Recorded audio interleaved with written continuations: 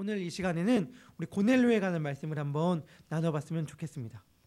사도행전은 여러 가지로 표현될 수 있지만 그 중에 하나가 무엇이냐면 주님의 제자를 삼는 이야기입니다.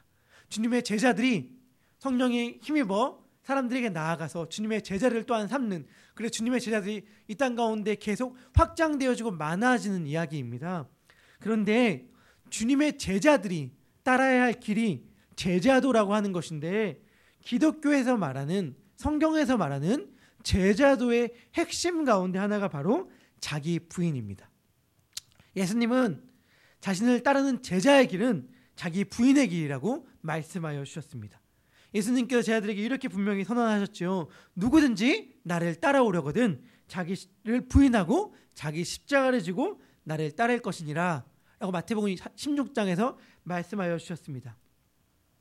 자기를 부인한다는 것이 무슨 뜻인가? 자기를 부인한다는 것은 여러 가지로 설명될 수 있을 것입니다. 근데 그 중에 하나가 바로 무엇이냐면 내가 가지고 있는, 평소에 가지고 있던 생각들, 전제들을 날마다 깨버리고 하나님께서 주신 생각을 늘 받아들이면서 내가 판단하는 것이 아니라 최종적인 판단을 하나님께 맡기고 하나님께서 말씀하시는 대로, 그것이 나의 생각과 다르다고 하더라도 내 생각을 부인하고 하나님께서 말씀하신 그 생각대로 살아가는 것이 바로 자기 부인이다라고 할 수 있을 것입니다. 그런데 이것은 정말 쉽지 않습니다. 말은 이렇게 편하게 할 수 있습니다. 무엇이냐면 내 생각이 아니라 주님의 생각대로 살아가겠습니다. 내가 가지고 있는 경험들과 판단들과 전제들을 늘 부인하고 하나님께서 날마다 나에게 주는 말씀대로 살아가겠습니다 라고 하는 것은 말은 쉽지만 실제적으로 우리들의 삶 가운데에 들어오게 되면 결코 쉽지 않습니다. 내가 갖고 있는 오랫동안 내 몸과 내 삶에 배겨진 그것들에 대해 버리고 하나님께 주신 말씀을 받아들인다는 것은 쉽지 않고, 오래전 베드로도 그러하였습니다. 사도행전에 중요한 사건들이 너무 많지 않습니까?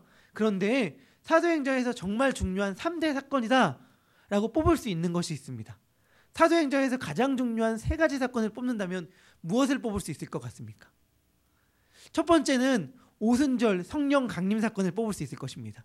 오순절날 성령님이 강림하심으로 말미암아 사도행전의 역사가 시작되지 않습니까? 그래서 사도행전에서 가장 중요한 3가지 사건 중에 하나를 오순절 성령 강림 사건이다 라고 말할 수 있을 것입니다. 또 하나, 우리가 지난주에 큐티 가운데 묵상하였던 바울의 회심 사건을 들 수 있을 것입니다. 바울이 다메섹으로 가는 길에서 예수님을 만남으로 말미암아 변화된 사건은 바울 한 개인의 인생에 있어서도 너무나도 절대적인 사건이었지만 기독교 역사상에 있어서도 정말 너무 중요한 사건이었기 때문입니다. 그리고 또 하나의 사건으로 오늘 바로 고넬료 사건을 들 수 있을 것입니다. 오늘의 스토리는 오순절 성령 강림 사건과 바울의 회심 사건과 더불어 같이 견줄 만큼 중요한데, 그것은 복음의 큰 물줄기가 이제 유대인을 넘어서 이방인, 온 민족들에게로 향하는 그 계기가 되는 결정적인 사건이기 때문입니다. 우리가 볼 때는 그냥 예수님을 안 믿는 다른 사람에게 주의 복음을 전한 것 같은 그런 사건으로 볼 수 있지만, 오늘 사건은 그 정도의 무게가 아닙니다. 오늘 저희가 읽은 말씀 가운데에서 사도행전 10장 45절은 이렇게 말합니다. 베드로와 함께 온 할례 받은 신자들이 이방인들에게도 성령 부어주심으로 말미암아 놀라니 라고 이야기를 합니다. 무슨 말이냐면 당시의 이방인들은 성령을 받을 만한 사람들로 그들은 생각하지 않았기 때문입니다. 그렇기 때문에 베드로가 나중에 이 할례 받지 않은 이방인들에게 예수님의 집에 들어간 것들을 유대인들에게 변명을 할 때 베드로는 또한 이렇게 말을 합니다. 베드로가 하나님을 내가 막을 수 없고 그들에게도 성령을 하나님께서 부어주셨다라고 이야기하니까 많은 유대인들이 이렇게 얘기합니다. 그러면 하나님께서 이방인에게도 생명 얻는 회개를 주셨도다 하니라. 무슨 말이냐면 고넬료의 사건 전까지 당시에 예수님을 믿는 제자들은 주의 복음을 열심히 전했지만 이방인들에게는 주님의 복음을 전한다는 생각 자체를 안 하고 있었다는 것입니다. 왜냐하면 그들은, 이방인은 생명을 얻는 회개를 받을 만한, 성령을 받을 만한 자로 보지 않았기 때문이죠. 그런데 우리는 누굽니까? 우리는 사실 다 이방인 아닙니까? 그러니 온 민족들에게 복음이 전파되게 된 결정적인 사건이 바로 고넬료 사건이라고 생각을 할 때 이 사건이 매우 매우 중요하다는 것을 우리는 알 수 있습니다. 그런데 아까 말했듯이 이 고넬료에게 복음을 전한 사건이 우리들에게는 이게 뭐가 그렇게 대단한가? 예수님을 안 믿는 사람들에게 복음을 전하는 것은 너무 당연하지 않은가라고 생각할 수 있지만 당시에 베드로에게는 전혀 아니었습니다. 그리고 베드로뿐만 아니라 이것은 베드로와 당시 주변 모든 유대인들의 사고를 완전히 뒤흔드는 사건이었습니다. 이 고넬료 사건을 오늘 우리가 함께 묵상함으로 말미암아 하나님께서 내가 평소에 갖고 있던 나의 전제들, 나의 생각들을 뒤엎으시고 새롭게 그것이 아니라 내가 내 뜻은 이것이다 라고 말씀하시는 것이 우리들의 삶 가운데에서 무엇이 있는지 한번 생각해보는 시간이 되길 원합니다. 우리들의 생각 가운데 이건 너무 당연한 거야, 이건 불가능해, 이것은 아니야 라고 말하는 것들이 있다면 하나님께서 오늘 이 시간 그러한 우리들의 생각을 모두 바꿔주심으로 말미암아 사람으로서는 불가능하지만 하나님으로서는 가능하다는 것을 체험하는 이 예배 시간이 되길 소망합니다. 오늘 이야기는 가이사랴에 주둔하고 있는 이탈리아 군대의 백부장 고넬료를 소개하면서 시작됩니다. 가이사랴는 헤롯 왕이 로마의 황제 가이사 아구스도에게 헌정한 도시입니다. 거기에 고넬료라는 사람이 살았는데 고넬료라는 사람을 설명해 주는 말이 여러 가지가 있습니다. 10장 1절을 제가 보도록 하겠습니다. 10장 1절을 보면 고넬료를 설명하는 말이 하나 나오는데 그것은 뭐냐면 군대의 백부장이다 라는 것이었습니다. 고넬료는 군대의 백부장이었습니다. 그는 권력이 있었고 힘이 있는 사람이었습니다. 두 번째 2절을 보면 이렇게 설명합니다. 그는 경건한 사람이었다. 세 번째, 그는 하나님을 경외하는 사람이었다. 네 번째, 그는 백성을 많이 구제하는 사람이었다. 다섯 번째, 그는 하나님께 항상 기도하는 사람이었다. 여러분, 이러한 고넬료에 대한 소개를 들으면 어떠한 생각이 우리들에게 듭니까? 우리들과 너무 거리가 있는 사람처럼 느낄 수 있고 너무 압도적이기 때문에 그 앞에서 왠지 좀 위축되는 듯한 느낌을 받을 수 있고 때로는 너무 얄밉다라는 생각을 가질 수도 있을 것 같습니다. 저는 옛날에는 이러한 사람들을 보면 정말 얄밉다라는 생각이 들었습니다. 무슨 말이냐면 저보다 외모도 뛰어납니다. 그리고 지식도 뛰어나요. 그리고 경제적 능력도 저보다 낫습니다. 그런데 마지막에 뭡니까? 믿음도 저보다 난 거예요. 성격도 저보다 착하고. 이러면은 참 이런 사람들은 어떻게 해야 되나 생각이 듭니다. 예를 들어 세상적 조건이 아무리 뛰어나도 믿음이 없다고 하면은 그래도 그 사람은 예수님을 모르니까 라고 생각이 들 수 있는데 아니 세상적 조건이 나보다 다 뛰어남에도 불구하고 믿음 또한 나보다 좋다면은 그 앞에서 제가 할 말이 없어져서 옛날에는 이러한 사람들을 보면 참 얄밉다, 참 하나님 불공평하다라는 생각이 들었는데 나이가 들면 들수록 그리고 살면 살수록 제가 생각이 어떻게 바뀌냐면 그냥 참 좋은 사람이다 라는 생각으로 바뀌는 것 같아요. 왜냐 그러면 이 땅을 살아가면서 하나님의 사람으로 살아간다는 것이 얼마나 쉽지 않다는 걸 알게 되고 또 착하게 산다 라고 하는 것이 생각처럼 만만치 않고 그렇기 위해서 마음에 얼마나 많은 분투가 있어야 할까를 알게 되니까 그냥 그런 사람들이 참 고맙고 귀하더라고요. 그런데 여하튼간 오늘 본문은 그러한 사람들의 대표적인 예로 바로 고넬료라는 사람이 나옵니다. 그는 나중에 봐도 알겠지만 높은 권력과 지위에 오른 사람이었지만 매우 겸손한 사람이었고 하나님을 경외하는 사람이었습니다. 그가 구실 기도 시간에 기도하고 있었습니다. 구실 기도 시간은 유대인들이 기도하는 시간입니다. 우리가 사도행전 말씀을 통해서 알 수 있었지만 나면에서부터 걷지 못하는 자가 걷게 되는 기적이 일어났던 시간이 바로 구실 기도 시간 아닙니까? 당시 유대인들이 기도했던 그 시간에 맞춰서 이방인이었던 백부장 고넬료도 기도했습니다. 기도하는 그 시간에 기도하다가 고넬료가 환상을 봅니다. 환상 가운데 주의 사자 천사가 나타나죠. 천사가 나타나서 고넬료에게 뭐라고 얘기하느냐면 너의 기도와 구제가 하나님 앞에 상달되었다. 하나님 앞에 올라가서 닿았다. 그러니 하나님께서 너를 기억하고 계신다. 지금 욥바라는 곳에 사람을 보내서 베드로를 만나라. 그가 무두장이 시몬의 집에 유하고 있다 라고 이야기를 합니다. 무두장이는 짐승의 가죽으로 천막을 짜는 천막 제조업자를 말을 합니다. 그곳 가운데 시몬이라는 베드로가 유숙하고 있으니까 너는 지금 사람을 보내서 베드로를 청해서 너희 집으로 불러들여라 라고 천사가 이야기를 합니다. 그러자 고넬료는 어떻게 합니까? 이게 중요한데, 이게 중요합니다. 고넬료는 어떻게 하냐면 조금도 지체하지 않고 사람을 뽑아서 바로 욥바로 자신의 하인들과 경고하는 사람 1명, 총 3명을 보냅니다. 가이사랴와 욥바는 약 50km 떨어져 있습니다. 오후 3시 정도에 기도하는 가운데에 환상을 봤으니 오후 3시 이후에 그들은 출발했을 것입니다. 그리고 다음 날 정오에 그들은 욥바에 도착을 합니다.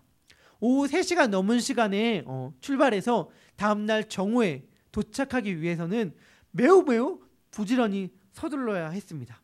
그것은 아마 고넬료의 간청이 있었기 때문입니다. 고넬료가 그에게 낙타나 말을 빌렸을지 모르겠지만 분명한 거 하나는 있습니다. 고넬료가 아마 하인들과 경고하는 사람을 보내면서 이렇게 말했을 겁니다. 최대한 빨리 당장 지체하지 말고 가서 베드로를 청하여 우리 집에 모셔오거라 라고 이야기를 했을 것입니다. 그래서 하인들과 경고하는 사람 1명, 총 3명의 고넬료의 하인들은 지금 욥바로 향해 떠나였습니다.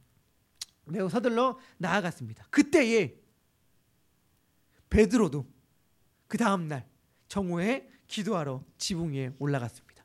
무두장이의 집에 기도하러 베드로가 올라갔을 때에 베드로가 그때가 점심시간 아닙니까? 베드로가 점심시간이라 기도하면서도 배가 많이 고팠어요. 그래서 성경은 이렇게 이야기합니다. 그때 베드로가 기도하러 지붕에 올라가니 그 시각은 제6시더라. 유대인들의 시간은 우리 시간 플러스 6을 하면 되거든요. 그러니까 정오입니다. 12시였는데 그가 시장하여 먹고자 하며 사람들이 준비할 때 황홀한 중에 점심시간이 돼서 베드로가 배가 고팠습니다. 그래서 베드로가 먹고자 할 때 갑자기 환상이 보였습니다. 어떠한 환상이 보였냐면 하늘이 열린 거예요. 그래서 한 그릇이 내려오는데 그 그릇이 그릇보다는 보자기였습니다. 보자기에 내 귀가 묶여진 채로 땅에 내려오는 환상을 보았습니다. 근데 그 보자기 안에 베드로가 무엇이 들었나 가만히 살펴보니까 보자기 안에 이런 것이 있는 거예요. 뭐냐면 4발을 가진 짐승과 기는 것과 공중에 나는 것들이 있었습니다. 근데 갑자기 하늘에서 하나님의 음성이 들립니다. 무슨 음성이 들리냐면 일어나 잡아 먹어라. 일어나 잡아 먹어라. 근데 그 보자기 안에 들어있는 음식들은요, 하나님께서 구약의 율법 가운데에서 먹지 말라고 금하신 음식들이었습니다. 그러니 베드로는 이렇게 말했습니다. 주여, 그럴 수 없나이다. 속되고 깨끗하지 아니한 것을 내가 결코 먹지 아니하나이다 라고 말합니다. 이것은 베드로로서는 너무나도 지극히 당연한 반응이었습니다. 왜냐하면 당시의 유대인들은 이러한 음식을 먹는 것이 금하여 있었기 때문입니다. 구약을 보면 에스겔 선지자에게도 하나님께서 에스겔 4장에서 가증한 것들을 먹으라고 이야기를 하거든요. 그러니까 에스겔도 똑같이 얘기합니다. 주님, 제가 가증한 것들은 먹지 않았습니다. 이때까지 더러운 것들은 먹지 않았습니다 라고 얘기를 하니까 하나님께서 그래? 그러면 이 음식 대신에 다른 걸로 대신하길 내가 허락해 줄게 라고 이야기하는 장면이 에스겔서 4장에 나옵니다. 이것은 무엇이냐면 당시의 구약에서 유대인들은요, 먹어야 될 것과 먹지 말아야 될 것들을 정말 분명하게 나누고 있었고 이것을 너무나도 엄격하게 지켰다는 것입니다. 신약과 구약 사이에 있었던 중간기라고 말하는 마카비 시대에는 차라리 죽을지언정, 배가 고파 죽을지언정 하나님께서 먹지 말라고 한 음식은 먹지 않은 기록들에 대해 나옵니다.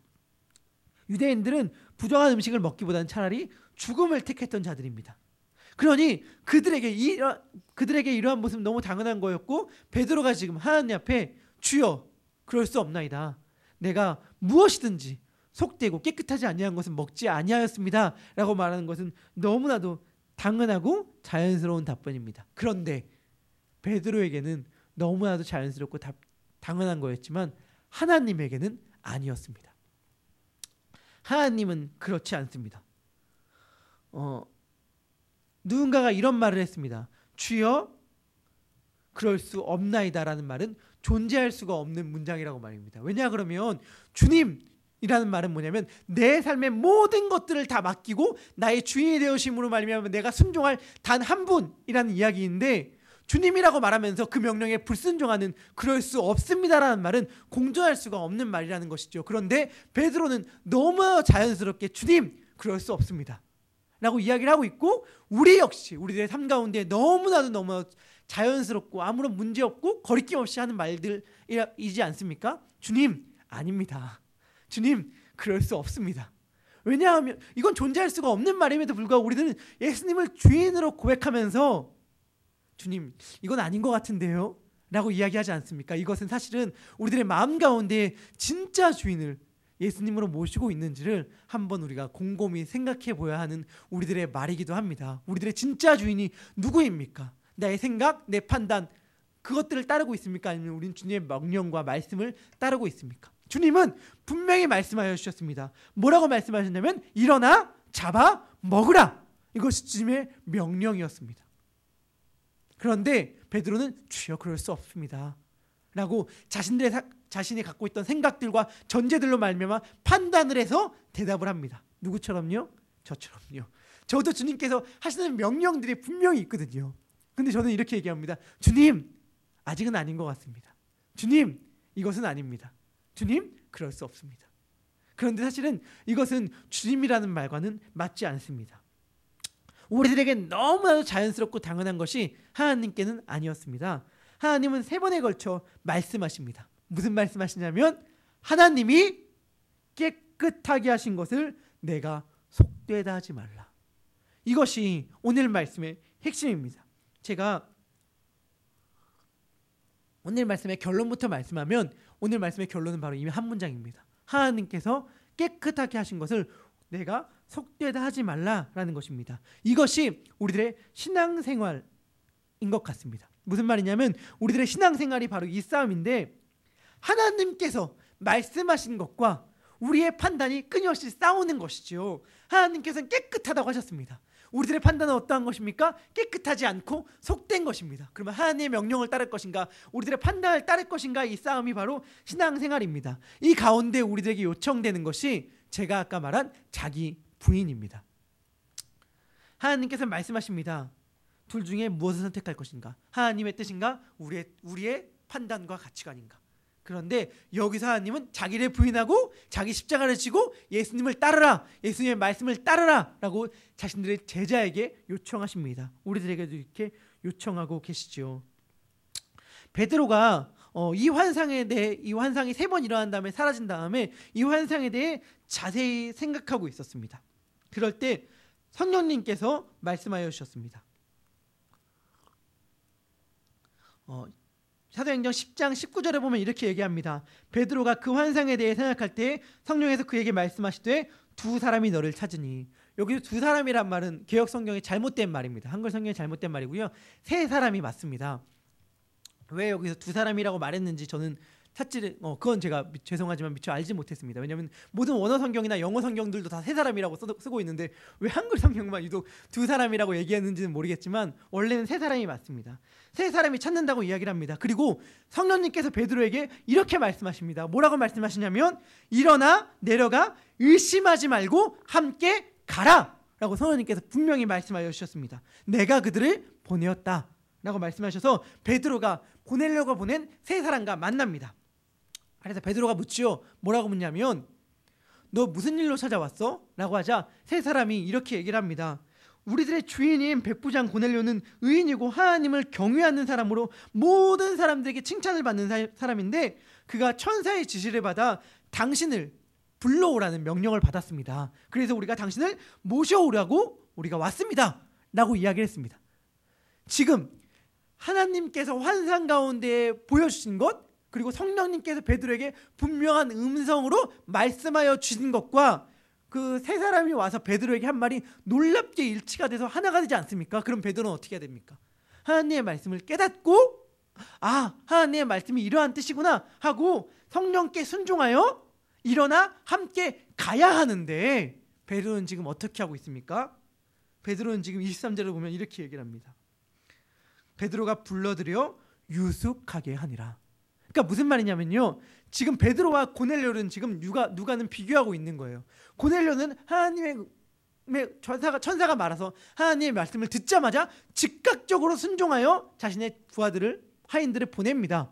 그래서 매우 빨리 욥바로 보내서 베드로를 만나게 합니다. 그런데 베드로는 지금 어떤 모습이 나오냐면 끊임없이 지체하는 모습이 나옵니다. 왜냐 그러면 베드로에겐 아직도 이방인의 집에 들어가는 것이 뭔가 개운치 않고 유쾌하지 않은 거예요. 자신이 갖고 있던 가치관과 자신의 몸에 밴 습성들 때문에 이방인의 집에 들어가는 것이 왠지 거리껴집니다. 성령님께서 분명히 말씀하여 주셨음에도 불구하고 베드로는 주저합니다. 그래서 일단은 잠깐 들어와 보세요. 잠깐 들어왔다가 우리 하룻밤 쉬고 뭐 급할 거 뭐 있습니까? 하룻밤 쉬고 우리 나아갑시다 라고 해서 이튿날 떠나갑니다. 이튿날 떠나갔는데 23절 보면 이튿날 일어나 그들과 함께 갈 때 욥바에서 온 어떤 형제들도 함께 갑니다. 그렇게 함께 갑니다. 근데 24절 보면 또 이튿날이라고 나와요. 물론 가는 인원이 숫자가 늘어나서 베드로가 6명과 함께 더 동행을 하거든요. 늘어나서 가는 속도가 줄어들었을 수도 있지만 오후 3시에 출발해서 다음날 정오에 도착하였던 고넬료의 하인들에 비해서 베드로의 속도는 지금 턱없이 늦습니다. 고넬료가 뭐라고 얘기하냐면 나흘전이라고 얘기를 하거든요. 그러니까 지금 베드로는 그 속도가 턱없이 늦고 주저주저하면서 지금 가는 거예요. 무엇이냐면 베드로가 성령님께서 무엇을 나에게 말씀하여 주려고 하는 거지 하면서 곰곰이 생각해서 가서 늦었다고 얘기할 수도 있었지만 성령님께서 너무나도 분명하고 명확하게 말씀하여 주지 않았습니까? 뭐라고 말씀하여 주셨냐면 일어나 함께 가라 라고 말해주면 어떻게 해야 됩니까? 일어나 함께 가야 하죠. 그런데 베드로는 지금 계속해서 늦장을 피우고 있는 것입니다.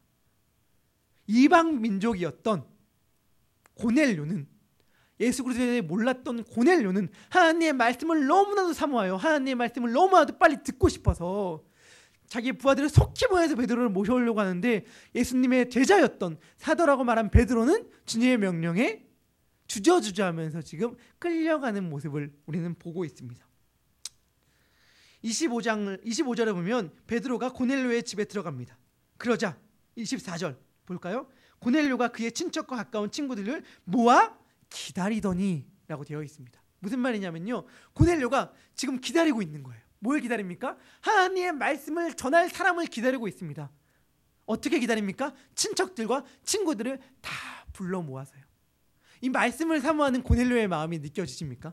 그러니까 무슨 말이냐면 지금 고넬료는 사람을 보낸 다음에 베드로가 언제 오지? 베드로가 와서 무슨 말을 전해줄까를 너무나도 간절히 기다리고 있는 거예요. 그런데 자기만 기다리는 것이 아니라 모든 친척들을 불러 모읍니다. 그리고 모든 친구들을 불러 모읍니다. 일로 와봐. 내가 너희들에게 너무나 중요한 걸 전해줘야 돼. 우리 너무나도 귀한 사람이 이제 올 텐데 그 사람의 말을 들어보자 라고 얘기했을 것입니다. 근데 하루가 지나고 이틀이 지나고 3일이 지나도 안 오는 거예요. 안 오니까 아마 친척들이나 친구들은 투정했을 수도 있죠.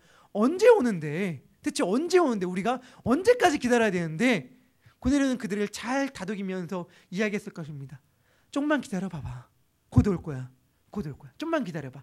아마 이 사람이 오면은 너희들이 지금까지 기다린 이 시간이 결코 헛되지 않을 정도로 정말 놀랍고 좋은 소식을 전해줄 테니까 조금만 기다려봐 하면서 그들을 다독이면서 베드로를 기다렸을 것입니다. 베드로가 왔습니다. 베드로가 오자마자 고넬료의 반응이 어떠합니까? 왜 이렇게 늦게 오셨습니까? 우리가 얼마나 애타게 기다렸는지 압니까? 당신만 못 빼져나가게 이 많은 사람들이 기다리고 있었습니다 라고 이야기하는 것이 아니라 베드로가 오자마자 달려들어가 그의 발 앞에 엎드렸습니다. 당시에 상상도 할 수 없는 일을 고넬료는 지금 하고 있습니다. 이것이 하나님을 경외하는 자의 모습인 것 같습니다. 베드로는 지금 하나님을 경외하는 자의 모습으로 고넬료는 지금 하나님을 경외하는 자의 모습으로 베드로 앞에 엎드려 절하고 있습니다. 그러자 베드로가 그를 일으켜 이야기를 합니다. 나도 사람이다. 절하지 말라라고 얘기하면서 성령님께서 나에게 이 집에 가라고 하였으니 부름을 사양하지 않고 왔노라. 무슨 일로 나를 불렀느냐라고 이야기를 합니다. 그러자 고넬료가 얘기하지요. 나흘 전 이맘때에 천사가 나를 보내서 당신을 우리 집에 부르라고 하였다라고 얘기하면서 당신을 불러서 하나님의 말씀을 들으라고 하였으니 우리가 주께서 당신에게 명하신 모든 것을 듣고자 하여 다 하나님 앞에 있나이다 라고 이야기를 했습니다. 하나님께서 우리들에게 무슨 말씀하시는지 우리가 듣고자 하여 다 모여 있습니다. 그러니 말씀하여 주십시오 라고 얘기하니까 베드로가 이제 입을 열어 주의 복음을 전하기 시작합니다.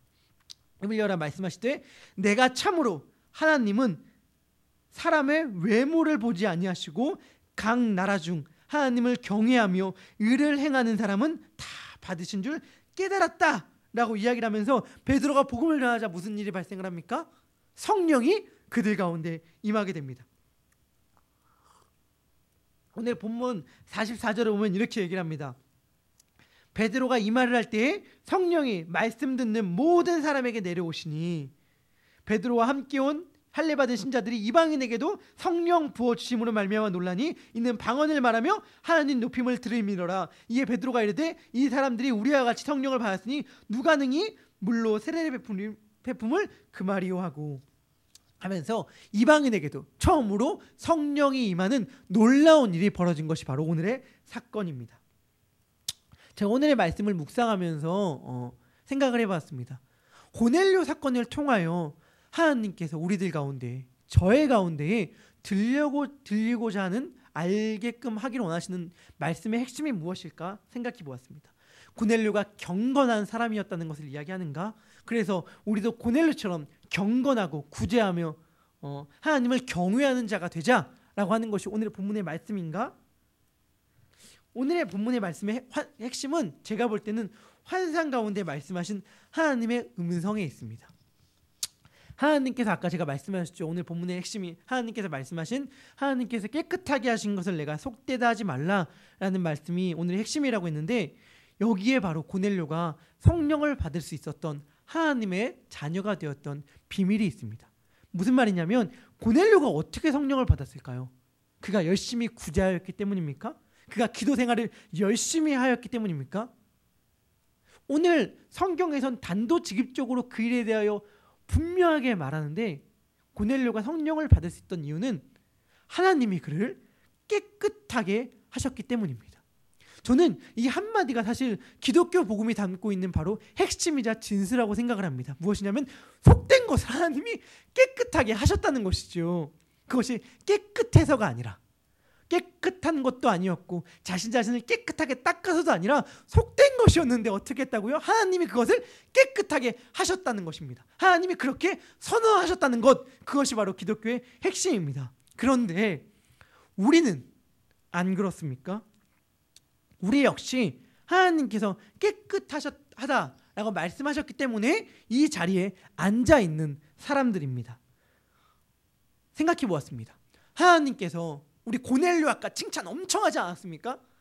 백부장 엄청난 권력을 가지고 있으면서도 베드로의 발 앞에 꿇었던 겸손한 마음을 가졌던 사람, 그리고 구제하였던 사람, 열심히 구제하였습니다. 그래서 온 유대인에게 칭송을 받았습니다. 여러분, 이방인들이 온 유대인들에게 칭송을 받는다는 것은 웬만해서 칭송받았겠습니까?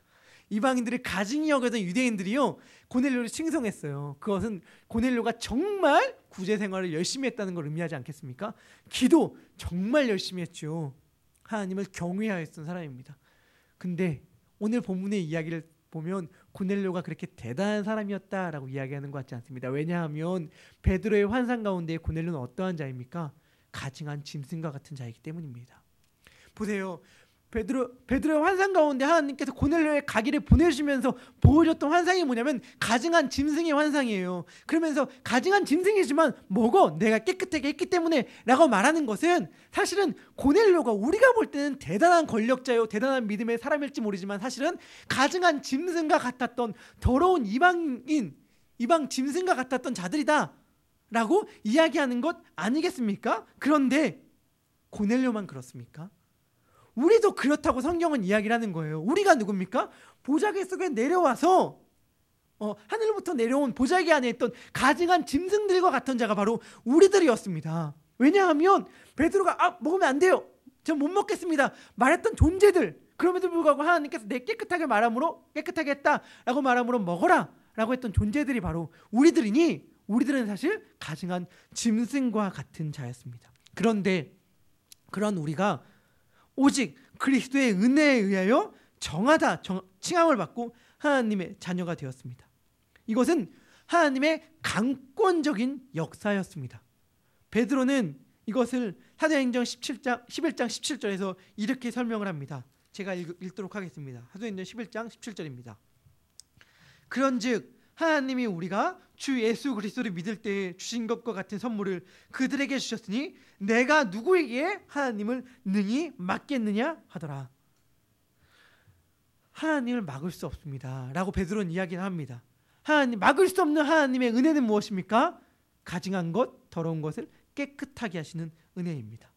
그런데 우리가 이러한 은혜를 받은 자였는데도 불구하고 우리가 어떤 자였는지를 잊고 스스로 판단하는 베드로의 위치에 설 때가 많이 있습니다. 사실 베드로도 가증한 짐승 아니었겠습니까? 그런데 자신이 어떠한 존재였는데 그것을 잊어버리고 자신이 받은 은혜를 잊어버리고 고넬료를 판단하는, 이방인들을 판단하는 자리에 섰던 베드로처럼 우리가 받은 은혜를 잊어버릴 때에 하나님의 말씀이 아니라 우리 스스로의 판단으로 말미암아 판단을 따르는 자로 설 때가 서게 되는 위험에 빠지게 됩니다. 그리고 그것은 성경에서 뭐라고 얘기하냐면 하나님을 막는 자다라고 이야기를 합니다. 우리 가운데 하나님을 막으려는 모습이 있지는 않습니까? 나의 자존심 때문에, 내가 억울하기 때문에, 내가 평소에 갖고 있던 전제들과 가치관들과 다르기 때문에 우리는 하나님을 막는 자의 위치에 서지 않습니까? 그것이 제 안에도 있습니다. 제가 정말 이것은 아닌 것 같다라고 판단하는 것들, 정말 저 사람은 아닌 것 같다라고 판단하는 것들이 역시 제 안에도 있습니다. 그럴 때 주님께서는 저에게 말씀하십니다. 너가 받은 은혜를 생각해봐라. 너가 어떠한 자였는데 어떠한 은혜를 받아 하나님의 자녀가 되었는지를 생각해봐라. 보라, 우리가 어떠한 사랑을 받아 하나님의 자녀가 되었는가. 아버지의 사랑을 받음으로 말미암아, 하나밖에 없는 독생자 예수 그리스도의 죽으심의 사랑을 받음으로 말미암아 우리가 하나님의 자녀가 된 자들인데, 우리는 혹시 우리가 그러한 은혜를 받은 자라는 걸 잊어버리고 스스로 판단하고 그러므로 말미암아 저 사람은 아니야 라고 말하는 자의 위치에 서지는 않습니까? 그러니 하나님의 말씀이 무엇인가, 복음이 무엇인가 생각해 볼 때 이것은 내가 평생 따라온 가치관과 전제들을 깨는 작업입니다. 그것은 자기의 부인입니다. 나는 아닌 것 같은데 주님은 행하라고 말씀하십니다. 나로서 너무 어려운데 주님은 하라고 말씀하십니다. 나로선 이렇게 하는 것이 너무 자연스럽고 마땅한데 주님은 아니다 라고 말씀하십니다. 근데 그것이 가능할 수 있는 이유는 뭐냐면 사실은 아니다 라고 말한 주님의 은혜가 먼저 나에게 임하였기 때문입니다. 내가 먼저 주님의 은혜를 입은 수혜자였기 때문에 주님의 은혜를 입은 자로서 못할 것은 아무것도 없다라고 주님은 우리들에게 말씀하는 것이죠. 베드로는 주님의 명령에 3번 대놓고 대항하였습니다. 복음이 막 전파되는 가는 가운데서 주님의 명령을 3번 대놓고 거절하는 것은 사도행전 가운데 저는 읽어나가면서 못 발견했어요. 유일하게 한번 주저하고 머뭇거리는 게 뭐죠? 사울에게 가라라고 아나니아에게 말할 때 아나니아가 네 라고 말하는 것이 아니라 주님, 근데 제가 적지 않은 선물을 들었습니다 라고 말하는 정도가 성령님에 대한 소극적인 반항이 유일한 예였는데, 지금 베드로는 3번이나 대놓고 주님에게 대항을 합니다. 그런데 중요한 것은 무엇입니까? 그도 결국 하나님을 막을 수 없었다라는 것이죠. 잊지 말아야 될 것은 우리는 하나님을 막을 수 없는 자라는 것입니다. 하나님을 막을 수 있었다면 우리가 하나님의 사랑을 입는 자로 설 수 없었겠죠. 근데 베드로가 하나님을 막을 수 없었기 때문에 고넬료에게 복음이 전파되었고, 많은 그리스도를 믿는 사람들의 자신들의 판단들과 가치관들이 하나님의 사랑을 막을 수 없었기 때문에 우리 역시 하나님의 사랑을 입을 수 있게 되었습니다. 또한 우리에게 임한 하나님의 사랑을 우리도 막을 수 없기 때문에 우리를 통하여 하나님의 사랑이 흘러갈 것입니다. 하나님께서 하나님의 은혜를 우리가 미워하고 싫어하는 누군가에게도 흘려보내기로 작정하셨다면 우리가 어찌 하나님을 막을 수 있겠습니까? 그러니 어차피 막을 수 없으니 우리는 하나님의 사랑을 막는 자가 아니라 전하는 자가 되길 소망합니다. 적극적으로 말이죠. 하나님의 은혜를 외치는 자가 되길 소망합니다. 비록 우리들의 생각과는 다르다 하더라도, 우리들의 전제를 깨는 아픔이 있다 하더라도 우리가 받은 은혜를 생각하면서 하나님께 순종하는 우리 모두가 되길 소망합니다.